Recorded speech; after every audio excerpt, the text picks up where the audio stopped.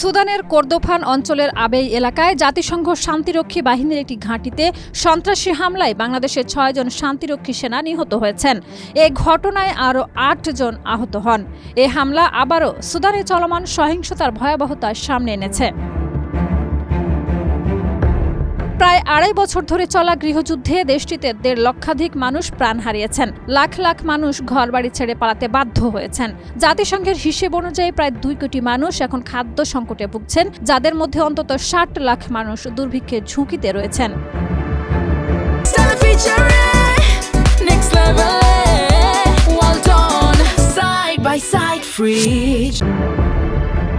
সোনা ও জ্বালানি তেল সমৃদ্ধ আফ্রিকার এ দেশে ২০২৩ সালে নতুন করে গৃহযুদ্ধের সূচনা হয়।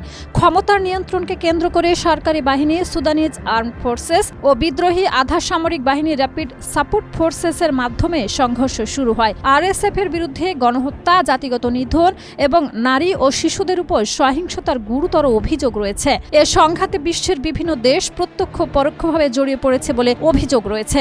জাতিসংঘ সতর্ক করে জানিয়েছে, সুদানে বর্তমানে সাম্প্রতিক ইতিহাসের অন্যতম ভয়াবহ মানবিক বিপর্যয় চলছে।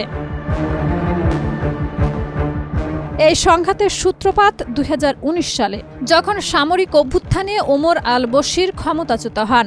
অভ্যুত্থানের পর বুরহান প্রেসিডেন্ট ও হেমেত্তি ডেপুটি হলে বেসামরিক শাসন ও ক্ষমতা বন্টন নিয়ে দুজনের মধ্যে বিরোধ বাড়তে থাকে।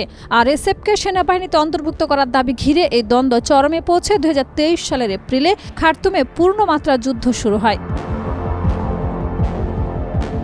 বর্তমানে আরএসএফ দারফুর ও কর্দোফানের বড় অংশ নিয়ন্ত্রণ করছে, আর বুরহানের বাহিনী উত্তর ও পূর্ব সুদানে প্রভাব বজায় রেখেছে। এ ক্ষমতার লড়াই সুদান ও পুরো অঞ্চলের মানবিক নিরাপত্তাকে গুরুতর ঝুঁকিতে ফেলছে।